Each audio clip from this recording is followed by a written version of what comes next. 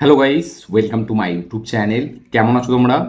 এখন আমরা কথা বলবো হচ্ছে রণবীর সিংকে নিয়ে। ইয়েস, কালকে একটা আপডেট উঠে আসে, প্রথমে এটা নিউজ উঠে প্রথমে যে রণবীর সিংকে নাকি ব্যান করা হয়েছে। ঠিক আছে, তখন আমি দেখেছিলাম, নিউজটা দেখেছিলাম, বাট আমি ভাবছিলাম এটা কোনোভাবে কোনো একটা কারণে একটা ভুয়ো খবর। ঠিক আছে, এবং রণবীর সিংকে নিয়ে যেহেতু আফটার ধুরন্ধর প্রচুর রকম কিছু উঠে আসছে, সিনেমার আপডেট, এই আপডেট, রণবীর সিং এই সিনেমায় কেমিও, রণবীর সিং ওই সিনেমায় কেমিও, রণবীর সিংয়ের সাথে নেক্সট ফিল্ম আদিত্য ধারের এই সিনেমাটা।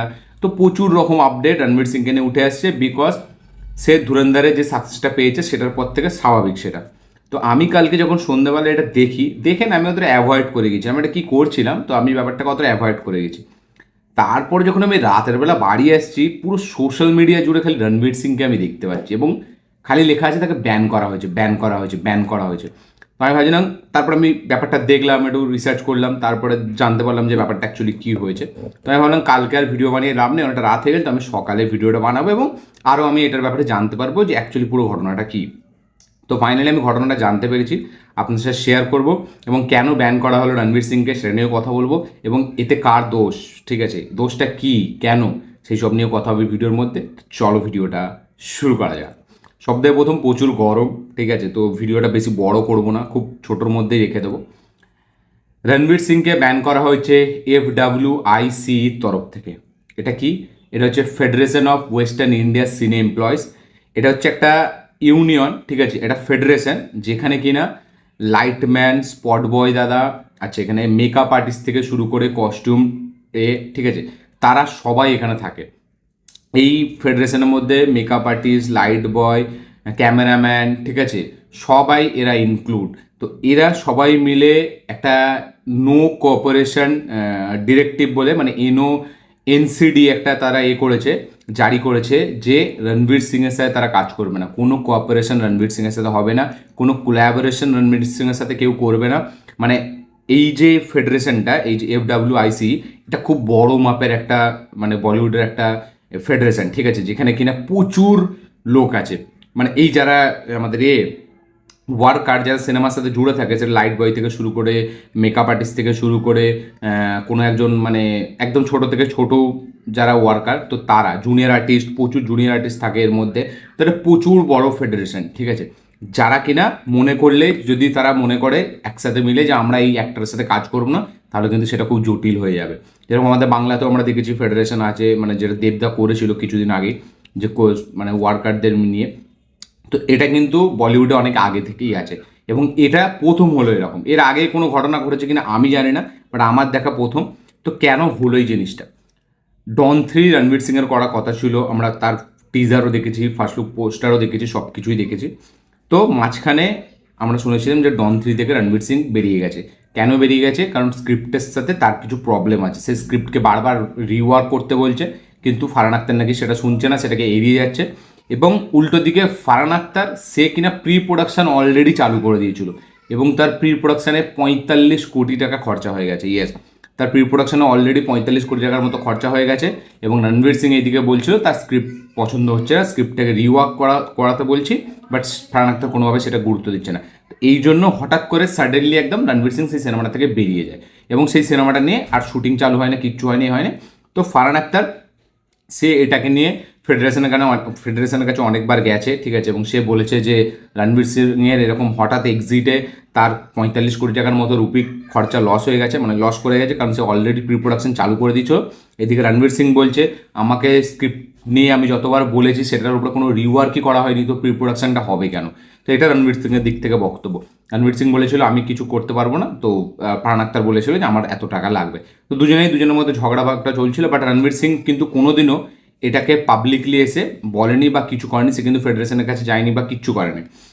তো এটা নিয়ে ফারহান আক্তার অনেকবার ফেডারেশনের কাছে গেছে, এবং যেহেতু ধুরন্ধর এত বড় সাকসেস হলো, তারপরে রণবীর সিংকে নিয়ে অনেক কিছুই বেশ শান্ত ছিল, এবং চারিদিকে ধুরন্ধর ছিল। তো মাঝখানে তারপরে আমরা শুনলাম যে রণবীর সিং নাকি কাজ করবে ডন 3-তে, এবং রণবীর সিং নাকি 15 কোটি টাকা না 20 কোটি টাকা নাকি তাকে দিতেও রাজি ফারহান আক্তারকে, এবং এই সিনেমার শুটিং নাকি খুব শিগগিরই চালু হবে, রণবীর সিংই এই সিনেমায় থাকবে। এরকম আপডেটও আমি আপনাদের সাথে শেয়ার করেছি, এরকমই লাস্ট কথা ছিল। কালকে যখন আমি এই ঘটনাটা দেখি যে ব্যান কালচারটা, সেটা তো পুরো শক হয়ে গেছে যে এটা আবার কখন হলো।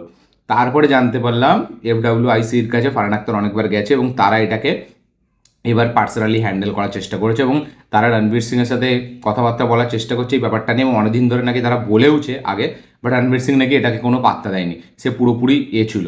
তো যার কারণে কিন্তু তারা এটা ফাইনালি অফিসিয়ালি এটা নিতে বাধ্য হয় এবং তারা এটাও বলেছে যে এই ব্যাপারটা যতক্ষণ না মিউচুয়াল হয়, যতক্ষণ না ঠিক হয়, রণবীর সিংয়ের সাথে কেউ আমরা কাজ করবো না। রণবীর সিংকে মানে রণবীর সিংয়ের সাথে কোনো কোলাবোরেটার যদি রণবীর সিংয়ের সাথে কোলাব করে আমরা তার সাথেও কাজ করবো না। এবং এই ফেডারেশনটা যেহেতু এত বড় ফেডারেশন যে এখানেই বলিউডের মানে বেশিরভাগ পুরো বলতে গেলে লাইট বয় থেকে শুরু করে যত জুনিয়র আর্টিস্ট, যত টেকনিশিয়ান, যত ওয়ার্কার কাজ করে সবাই এই ফেডারেশনের আন্ডারে আছে। তো তারা যখন স্ট্রাইক নিয়েছে মানে ব্যাপারটা কিন্তু খুব সিরিয়াস হয়ে গেছে এবং যার কারণেই কিন্তু কালকে চারিদিক থেকে সোশ্যাল মিডিয়া ঘিরে রণবীর রণবীর রণবীর।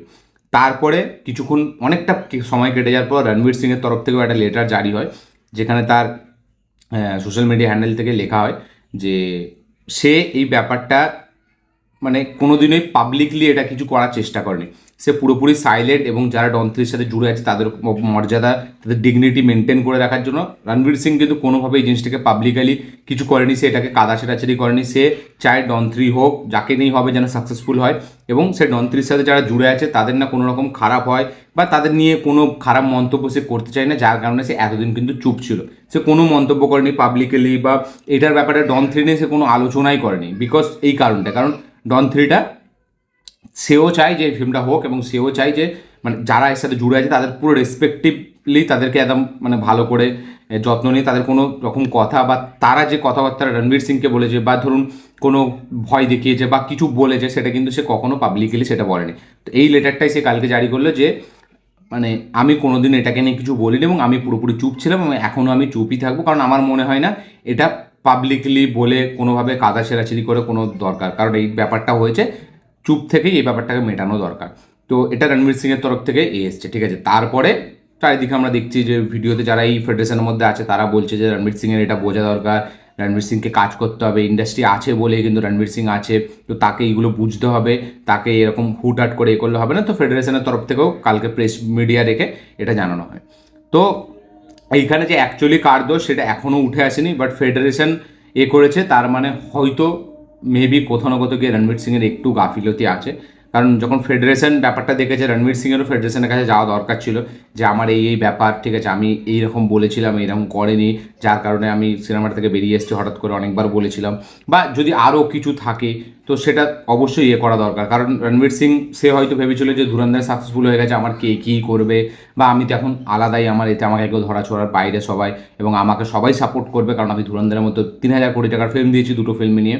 বাট রিয়ালিটিটা কিছু আলাদা এবং এই ব্যান কালচার আমরা রিসেন্ট টাইমে প্রচুর দেখছি এবং রণবীর সিংকে নিয়ে তো প্রায় দুদিন ছাড়াই কন্ট্রোভার্সি ক্রিয়েট হতে থাকে। কখনো কান্তারার জন্য কেস খেয়ে যায়, কখনো ধুরন্ধরের জন্য কেস খেয়ে যাচ্ছে, কখনো নিয়ম মেনে শুটিং হয়নি তার জন্য কেস খেয়ে যাচ্ছে, কখনো এই ডন থ্রি নিয়ে কেস খেয়ে যাচ্ছে।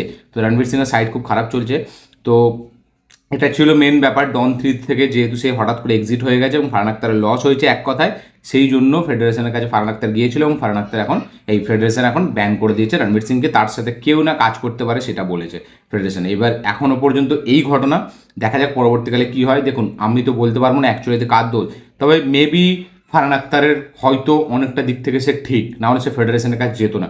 যদি তার 2-3 কোটি টাকা খরচা হয়তো লস হতো, হয়তো রণবীর সিংও দিয়ে দিত বা হয়তো ফারহান আক্তার চাইতেও না, যেহেতু 45 কোটি টাকা মানে প্রচুর, অ্যামাউন্টটা প্রচুর এবং নিশ্চয়ই হয়েছে, কারণ সে না হলে ফেডারেশনের কাছে যাবে কেন শুধু শুধু। এবং যদিও যায়, রণবীর সিংয়ের কাছে তো একটা অস্ত্র আছে যে আমি তো এত টাকা তো লসই হয়নি, এবং যদিও রণবীর সিং এটা জানে না যে 45 কোটি টাকা সত্যি লস হয়েছে নাকি, কারণ প্রি প্রোডাকশন চালু করে কী করে 45 কোটি টাকা লস হয়ে গেছে। রণবীর সিং এটাও একটা তার দিক থেকে বক্তব্য যে ফারহান আক্তার এটা মিথ্যে বলছে, যে প্রি প্রোডাকশন চালু করে দিয়েছে তাকে না জানিয়ে এবং 45 কোটি টাকা খরচাও হয়ে গেল। তো এটা অ্যাকচুয়ালিতে কী হয়েছে সেটা ওদের দুজনের মধ্যে খুব ভালোভাবে জানবে এবং ওরা দুজনে যখন সামনাসামনি বসে প্রেস মিটিং বা কোনো কিছু আলোচনা করবে তখন হয়তো সেই ব্যাপারটা আরও ভালো করে বেরিয়ে আসবে। এখনও পর্যন্ত এরকম ব্যাপার, বাট ফেডারেশন এটার উপরে মানে নাক গলিয়েছে এবং রণবীর সিং এখন তাকে ব্যান করা হয়েছে। দেখা যাক এটার ব্যাপারে বাকি আদার্স যারা সেলিব্রিটি আছে তারা কি বক্তব্য, তারা কি মতামত রাখে। আবার এদিকে শোনা যাচ্ছে রণবীর সিং নাকি কিং সিনেমায় কেমিও দিচ্ছে, কারণ কিংয়ে নাকি তার খুব একটা ইম্পর্টেন্ট গুরুত্বপূর্ণ রোল থাকবে। এরকমই কাল থেকে আবার লেটেস্ট আপডেট উঠে আসছে চারিদিক থেকে যে তার একটা খুব পাওয়ারফুল নাকি ইম্প্যাক্টফুল একটা কেমিও নাকি ডিজাইন করে দেবে সিদ্ধার্থ, সে নাকি কিং সিনেমায় থাকতে চলেছে, এরকমই লেটেস্ট আপডেট এটাও জানা গেছে। তো এই ছিল পুরো ঘটনা ব্যান কালচার নিয়ে, ঠিক আছে। এবং এর মধ্যে কার কি দোষ সেটা তো আমরা বলতে পারবো না, বাট কোথাও না কোথাও গিয়ে রণবীর সিংয়ের দোষ আছে, কারণ সেই ব্যাপারটাকে একদমই সিরিয়াসলি নেয়নি এবং সে এটাকে যে বসে যা কিছু করা যাবে সেটার দিকেও যায়নি। এবং সেটা কেন যায়নি সেটা আমি জানি না, বাট আমার মনে হয় তার পেছনে কারণ হচ্ছে ধুরন্ধর। কারণ ধুরন্ধর যেহেতু এত সাকসেসফুল হয়ে গেছে, সে ভেবেছে যে এইসবের কোনো দরকার নেই, আমার কেউ কিছু করতে পারবে না। এবার দেখুন, যার পয়সা গেছে সে তো অবশ্যই সে একটা কুকুরের মতো ঘোরাফেরা করবে, সে একটা তার কষ্ট হবে, কারণ তার এত টাকা গেছে। তো এটা দিক থেকে ফারহান আক্তার ঠিকই, বাট এবার অ্যাকচুয়ালিতে কী হয়েছে সেটা ফেডারেশন ভালো করে জানে, ফারহান আক্তার জানে এবং রণবীর সিং জানে। তো আমার মনে হয় যে রণবীর সিং যদি এটা ভেবে নেয় যে একটা ধুরন্ধরের মতো দেওয়ার পরে তার মানে কোনো হবে না, সেটাও ভুল। আবার ফারহান আক্তার যদি এটা ভেবে থাকে যে তাকে এরকম ভয় দেখে ডন 3-তে কাজ করে নেবো, সেটাও ভুল। কারণ সত্যি সত্যি সবসময় জিত হয়।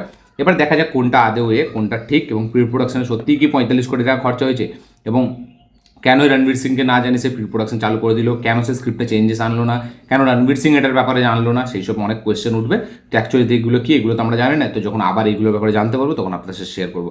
তো এটা ছিল টোটাল ব্যান কালচার নিয়ে কথা। এক কথায় ফেডারেশন রণবীর সিংকে ব্যান করেছে, কারণ সে ডন 3 থেকে বেরিয়ে গেছে, ফারহান আক্তারের 45 কোটি টাকা লস হয়ে গেছে। তো এই ছিল পুরো ব্যাপারটা, আপনাদের সাথে শেয়ার করলাম। আপনাদের কি ওপিনিয়ন, কি বক্তব্য, কি মতামত এটার উপরে অবশ্যই কমেন্টে লিখে জানাবেন।